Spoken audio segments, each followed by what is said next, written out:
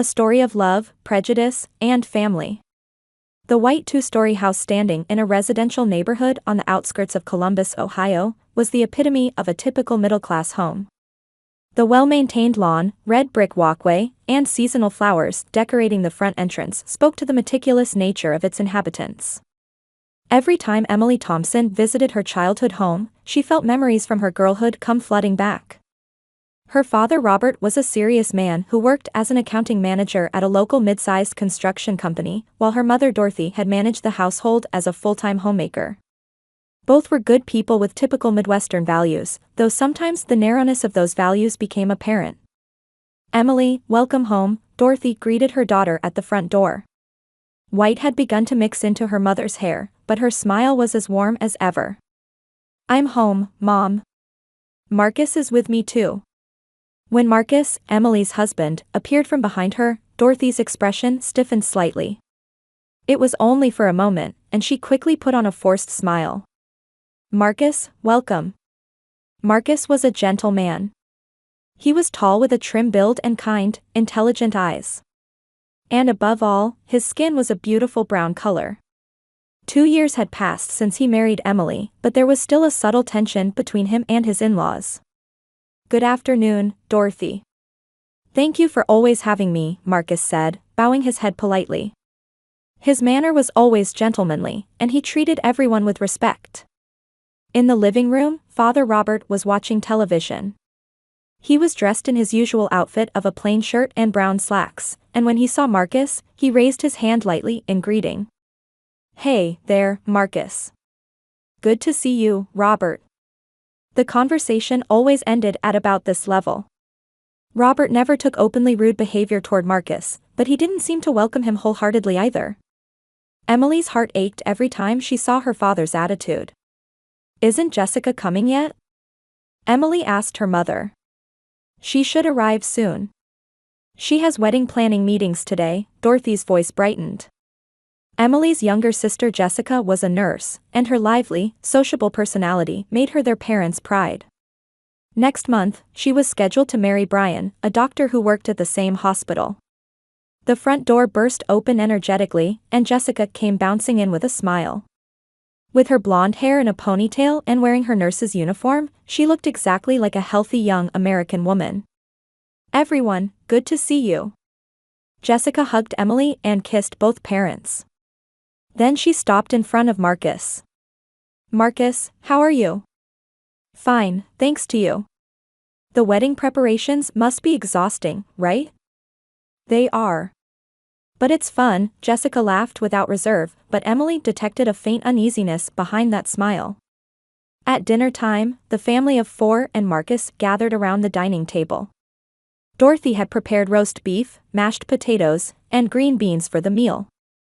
"So, have you finalized the guest list for the wedding?" Emily asked her sister. "Pretty much. But I'm still making adjustments," Jessica answered vaguely. "There are lots of things to think about, like photography and such." When Marcus offered, "If there's anything I can help with, please don't hesitate to ask," a subtle silence fell over the table. "Thank you, Marcus," Jessica answered with a smile, but it was more awkward than before. Emily felt her grip tighten on her fork. She could feel the invisible tension flowing through her family. Marcus sensed this atmosphere but maintained his calm demeanor. His kindness only made Emily's heart ache more. After the meal, while Emily was helping her mother in the kitchen, she said, "Mom, can't you still accept Marcus?" Dorothy stopped washing dishes. "That's not true. I think he's a good person. But you feel some kind of discomfort, don't you?" "Emily, we're trying to accept him as family. It's just..." Dorothy trailed off. "Sometimes I worry about people's reactions. That's all." Emily could understand her mother's honest feelings. There probably wasn't any malice. However, that unconscious prejudice was what hurt the most. In the living room, Marcus was talking baseball with Robert. Their conversation was superficial, but Marcus patiently accommodated his father-in-law. Watching her husband, Emily was reminded again of his wonderful character. At the same time, she harbored complex feelings toward her own family. Her beloved family and her beloved husband. Emily felt acutely the delicate nature of her position standing between them. On the Sunday afternoon 1 week before Jessica's wedding, the entire Hamilton family had gathered in the living room. Wedding details and photo samples were scattered across the coffee table, and Jessica was excitedly organizing them. "All right, let's do the final confirmation," Jessica said, opening the notebook in her hand. 120 guests total. After the church ceremony, there'll be a reception in the hotel's banquet room. Dorothy sat next to her daughter, nodding happily. "It's going to be a lovely ceremony. Brian's parents are so pleased too." "About the photography," Jessica said, looking a bit nervous. "I hired a professional photographer. We're planning to take lots of family photos." Emily sat next to Marcus, listening to her sisters talk. Marcus was smiling quietly as usual, but Emily could tell he was a little tense. "So," Jessica continued, "there's been a change to the seating chart." "What kind of change?" Emily asked. Jessica looked at their mother and father before answering. "Actually, Brian's grandparents decided to attend at the last minute. We need to prepare front row seats for them." "That's wonderful," Emily said with a smile. "It's like celebrating their long life too." However, Jessica's expression remained clouded. "So we need to adjust the seating. Emily and Marcus, could you move to seats a bit further back?" Emily frowned. "Further back? How far back?" "Toward the middle. But you'll still be able to see fine." Marcus calmly interjected, "Of course, that's no problem. It's natural to prioritize elderly guests." At that moment, Dorothy said anxiously, "Jessica, about the photographs." "What about the photographs?" Emily looked at her mother. Dorothy answered while fidgeting with her hands. "Well, when I spoke with the photographer, we discussed lighting and how things would look in the photos." "What did you discuss?"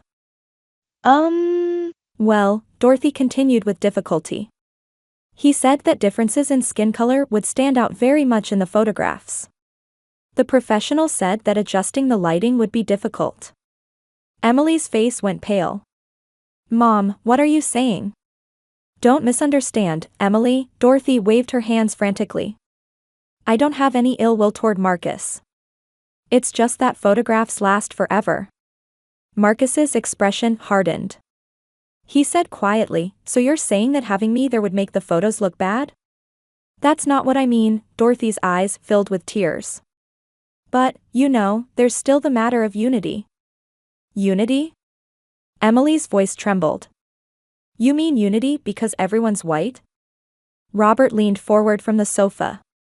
"Emily, don't blame your mother. She's having a hard time with this too." "I'm the one having a hard time, Dad. When I'm told that having my husband in family photos is a problem, what am I supposed to do?" Jessica suddenly stood up. "I can't stand this anymore." Everyone's eyes turned to her. Jessica's face was bright red, and the emotions she'd been suppressing exploded. "I'll be honest. Your husband is black, isn't he, sis? Everyone knows it, but nobody will say what's really going on, so we can't move forward." "Jessica." Emily stood up. "This is my wedding. The most important day of my life." Jessica's voice became hysterical. "I'm embarrassed, so I don't want him to come. Everyone will be looking. My friends, Brian's family, people from work." Emily stared at her sister in disbelief. "Embarrassed? You're saying Marcus is embarrassing?" "Yes." Jessica shouted through her tears. "Don't you know what everyone will think? They'll whisper behind my back, Jessica's sister married a black man." Marcus slowly stood up. Deep sadness showed on his face. "I understand. I'll refrain from attending." "Marcus, that's not right," Emily grabbed her husband's arm. "You've done nothing wrong." "But I can understand Jessica's feelings," Marcus said quietly. "If it's important to her." "No." Emily cried out tearfully. "You're my husband. Your family." Dorothy said through tears. Emily, try to understand Jessica's feelings too. It's a once-in-a-lifetime wedding. Then what about my marriage? When I married Marcus, did all of you celebrate wholeheartedly? Silence fell. That silence was more eloquent than any words for Emily. Robert opened his mouth heavily. Emily, maybe we can't keep up with the times. But I don't think that's necessarily a bad thing. Dad. We were raised in ordinary families. We have ordinary values. I don't think that's wrong. Robert's voice was full of conviction. Marcus is a good person. I acknowledge that. But what? But there are still differences. We can't deny that. Emily looked around at her family. Her mother was wiping away tears with her head down, her father had his mouth set in a stubborn line, and her sister was still breathing heavily in her excited state. Fine, Emily said quietly. But if Marcus doesn't go, then I won't go either. Emily. Jessica cried out. Even you won't come. Of course. We're husband and wife. We're one. But at least, Jessica continued while tears streamed down her face, at least, could he make his skin lighter? With makeup or something. That way, he wouldn't stand out so much. Emily was speechless at her sister's words. She could see Marcus's shoulders trembling slightly. Jessica Hamilton, Emily's voice was cold as ice. You just said something terrible. Make his skin lighter? What do you think human dignity is? Dorothy tried to mediate. Everyone, let's calm down. I can't calm down, Mom. Emily looked at her entire family. You don't see my husband as a human being. You only judge him by his skin color. Marcus gently took Emily's hand. Emily, that's enough. Let's go home. Marcus. It's all right. I'm used to this. His smile was sad. But it hurts to see you get wounded. Emily gazed at her husband. When she imagined how much prejudice this gentle man had fought against, her heart felt ready to break. I wonder what family really means, Emily murmured to no one in particular. Is family only about blood relations? Aren't people who love each other family? No one answered. Emily and Marcus took each other's hands and left the Hamilton house. On the day of Jessica's wedding, St. Mary's Church on the outskirts of Columbus had been bustling with preparations since morning. The altar decorated with white roses and baby's breath, chairs tied with pure white ribbons, and a snow-white carpet laid down the center aisle. Everything was the perfect stage setting for a wedding. Emily stood in front of her closet at home, hesitating as she held a blue dress. In the week since that family meeting, she and Marcus had talked many times. Her husband said, "You don't have to go," but Emily couldn't miss her sister's wedding. "You're going after all," Marcus said, entering the bedroom. He was wearing a navy blue suit, dressed with his usual elegance. "I'm sorry, Marcus. But Jessica is my sister. No matter how angry I am, she's family." "I understand," Marcus placed his hand on his wife's shoulder. "I'll go with you." "But... Emily, I'm your husband. If you're going, I'm going too. That's what being married means." Emily looked into her husband's eyes. There was firm resolve there. When they arrived at the church, the parking lot was already full of cars. When Emily and Marcus entered the venue, the guests' gazes focused on them. The attention on Marcus was particularly obvious. Some people stared with curiosity, while others showed clear discomfort. "Emily." Dorothy came running over. She was wearing a pale purple dress in an elegant, motherly style. However, her expression was complicated. "Mom," Emily greeted her, but seeing her mother's gaze turn to Marcus made her heart heavy. "Marcus," Dorothy said to her son-in-law. "You came too." "Of course. This is Jessica's important day," Marcus answered politely. At that moment, Robert appeared. He was dressed in a black tuxedo, befitting the father of the bride. When he saw Marcus, his expression hardened. "Hey there, Marcus," Robert gave a perfunctory greeting. "Your seats are prepared in the middle section." "Thank you." Emily was hurt by her parents' attitude. They were treating Marcus as if he were an unwelcome guest. "Let's go check our seats," Emily took her husband's arm. Walking down the church's center aisle, Emily could feel the surrounding gazes. Whispered conversations, curious looks, and sometimes clearly disapproving expressions. Marcus maintained his composure on the surface, but Emily could sense his tension. The assigned seats were indeed in the middle section, but not on the aisle side, they were toward the end. The arrangement seemed designed to hide them. "Making us sit in a place like this," Emily said in a low voice. "It doesn't matter," Marcus answered quietly. "What's important is Jessica's happiness." Soon, the organ music began to play, and the wedding march started. Brian took his place in front of the altar, followed by the bridesmaids. Finally, Jessica appeared, arm in arm with her father. Jessica in her pure white wedding dress was certainly beautiful. However, Emily watched the scene with mixed feelings. Her desire to wholeheartedly celebrate her beloved sister's special moment was mixed with anger over last week's events. As the ceremony progressed, Emily occasionally felt the surrounding gazes. She could tell that the groom's family and friends were particularly looking at Marcus. Those gazes weren't necessarily hostile, but they clearly contained curiosity. While the pastor was giving his blessing to the bride and groom, a small commotion occurred at the back of the church. When Emily turned around, she saw a man quietly entering. The man was wearing a fine suit and carried himself with dignified bearing. When this man spotted Marcus, he showed clear surprise. Then he squinted as if confirming something. After the ceremony ended and the bride and groom exited, Emily and Marcus also stood up. However, the man from earlier approached them. "Excuse me," the man said to Marcus. "Are you?" "Yes." Marcus turned around. "Aren't you Marcus Thompson?" "Yes, I am." The man's face brightened. "I knew it. I'm John Ashley, president of Ashley Construction. You helped us before." Emily looked at her husband.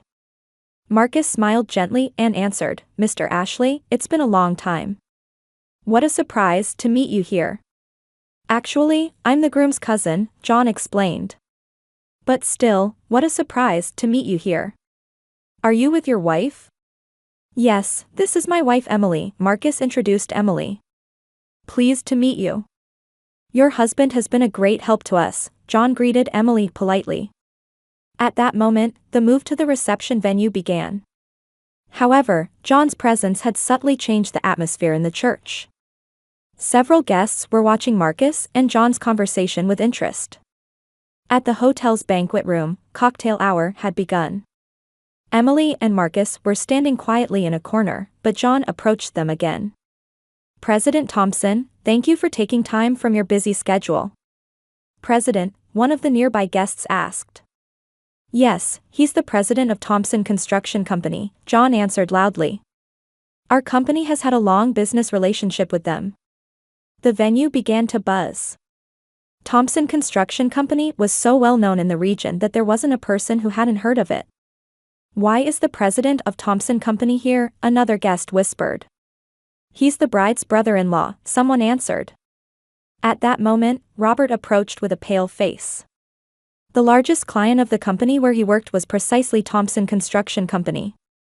"Marcus," Robert's voice was shaking. "You are?" "Yes, Robert," Marcus answered quietly. "Good to see you." The buzzing in the venue grew louder. Jessica and Brian also turned around, wondering what was happening. Jessica's face went pale. "Is the sister's husband really the president of that Thompson Company?" one guest said loudly. "Apparently so." "My goodness. No wonder he seemed so refined." Emily stared at her husband. Marcus maintained his calm expression as usual, but complex emotions dwelt in his eyes. Dorothy said in a trembling voice, "Marcus, you are?" "I apologize," Marcus answered quietly. "I wasn't hiding it intentionally, but I didn't think it was necessary to mention." The venue's attention turned entirely to Marcus. The man who had been looked at with curious eyes just moments before was now being regarded with respectful gazes. Jessica cried out in a trembling voice, "That can't be true, right?" However, the reality was clear. Marcus Thompson was the president of the most successful construction company in the region. And that fact was more than enough to leave the Hamilton family speechless. It took a long time for the venue's commotion to settle down. The guests looked at Marcus with expressions of surprise and confusion. Meanwhile, the Hamilton family members stood as if struck by lightning. John Ashley sensed the situation and said quietly to Marcus, "I'm sorry. It seems I've created an awkward situation." "Not at all, please don't worry about it," Marcus answered calmly. "I was planning to reveal it eventually." Robert approached with a trembling voice.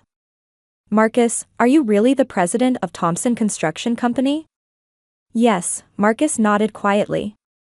"I'm the founder's son, and I've been serving as president for 5 years." Robert's face went pale. 60% of the annual revenue of the mid-sized construction company where he worked, Hamilton Engineering, came from subcontracting work from Thompson Company. In other words, Marcus was in a position to influence his company's management. "But," Dorothy gasped, "why did you hide it?" Emily finally spoke up. "I was the one hiding it, Mom." The family's gazes all turned to Emily. "What do you mean?" Jessica asked tearfully. Emily took a deep breath.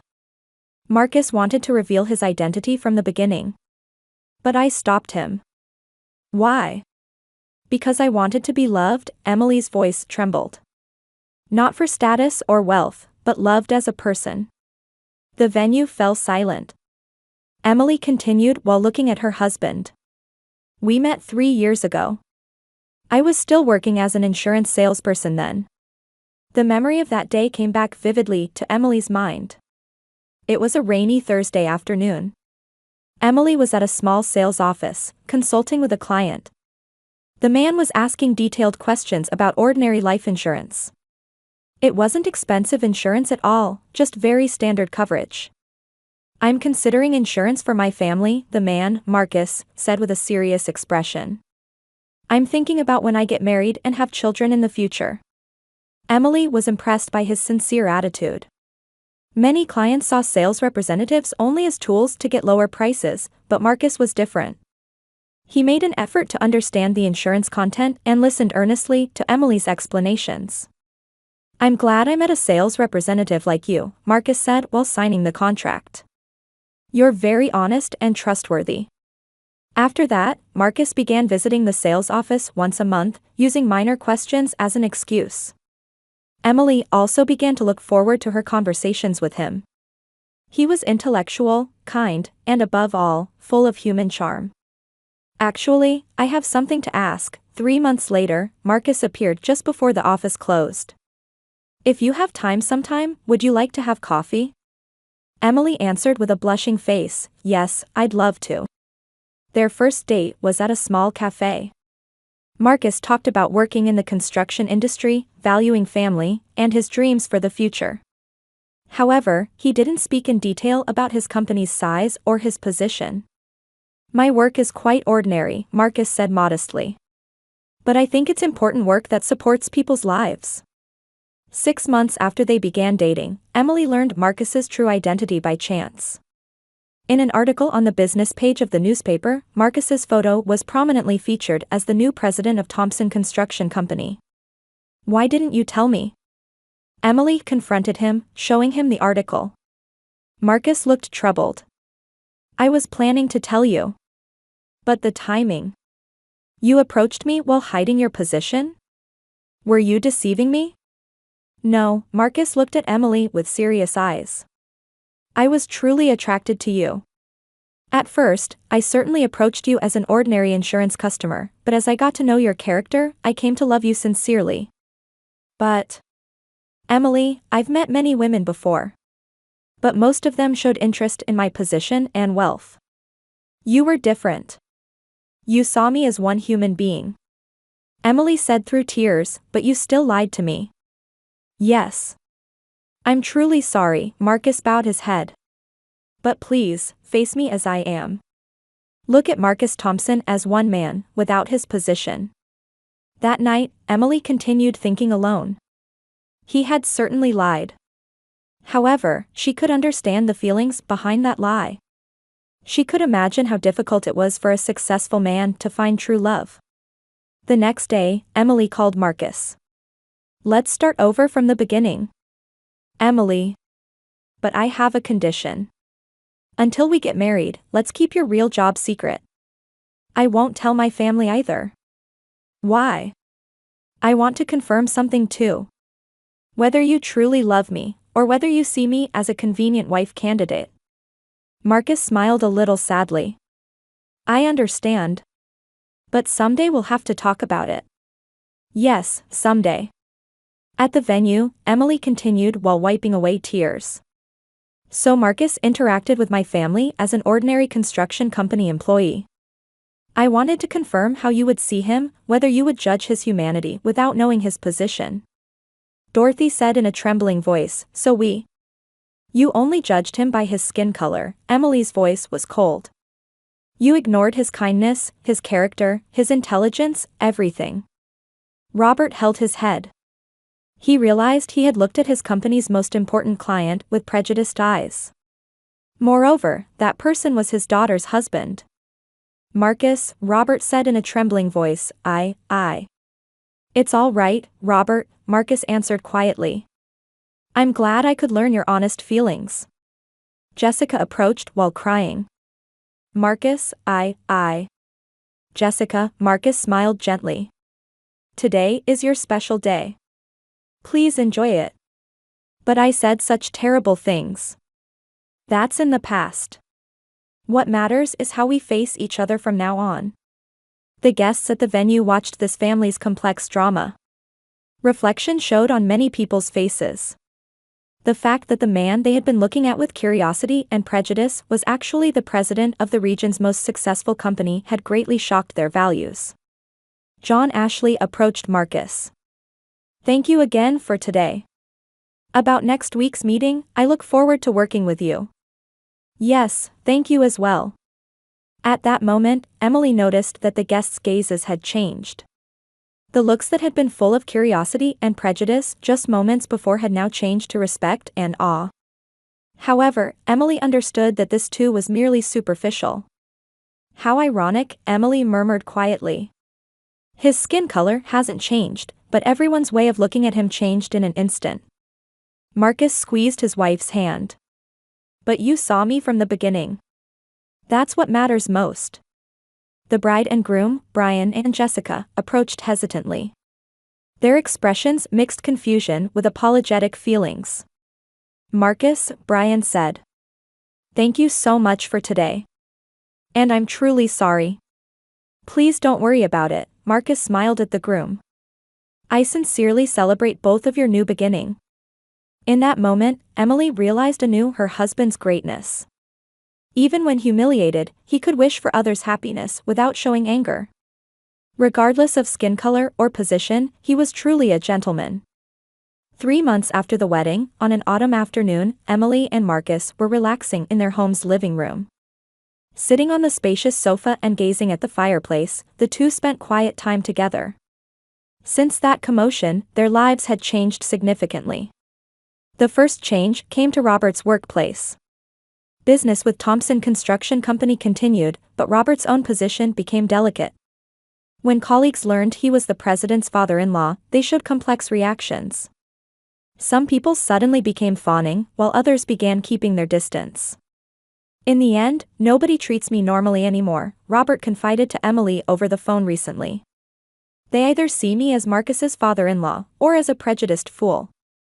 Deep regret permeated Robert's voice. He understood firsthand how foolish his prejudice had been. Jessica's situation was even more complex. Her position at the hospital had also changed. The events at the wedding had spread among regional medical personnel through the guests.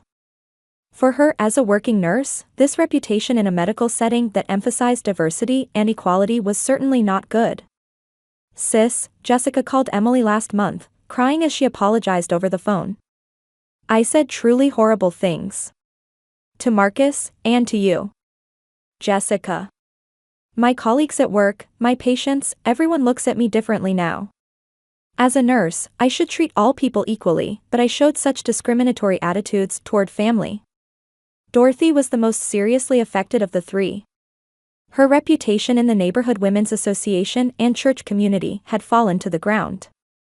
Especially after it became known that Marcus was a local influential person, many people began critically discussing her previous attitude. To think she judged that wonderful company president by his skin color, neighbors whispered. So that's the kind of person Dorothy really was. Dorothy felt increasingly isolated. The social relationships she had built over many years crumbled from a single incident. Meanwhile, Emily and Marcus deepened their bond through this experience. After Marcus's identity was revealed, the two began to value relationships with people they could truly trust. "Your colleagues are really wonderful," Emily said to her husband. "They don't care about skin color at all. At my company, ability and character are the only evaluation criteria," Marcus smiled. "Everyone understands that diversity is our strength." Indeed, Marcus's friends and colleagues welcomed Emily warmly.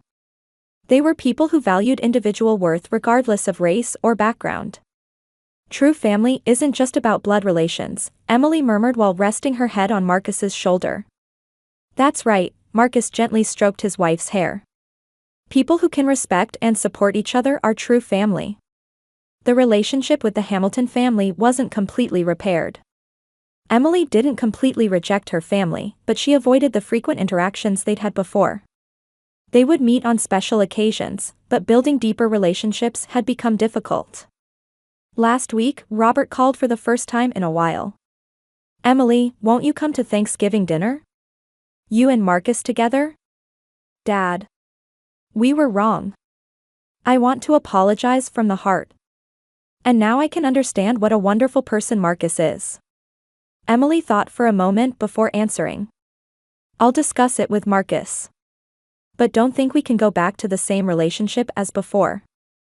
"I understand. But I want to take at least the first step." After hanging up, Emily consulted with Marcus. "Shall we try going?" Marcus said gently. "People can change. With time, we might be able to understand each other little by little." "You're really kind," Emily looked at her husband. "It's because you're here with me," Marcus took his wife's hand. "Because I have your love, I can be tolerant." The evening sun streamed through the window, warmly illuminating the two figures. Emily thought that true love meant seeing the beauty of someone's heart, not their appearance or status. And that real family meant relationships where people could support each other unconditionally. Many challenges still lay ahead of them. However, as two people who loved and respected each other deeply, they would surely overcome any difficulty. For the two who had found true love, their future life would certainly be bright.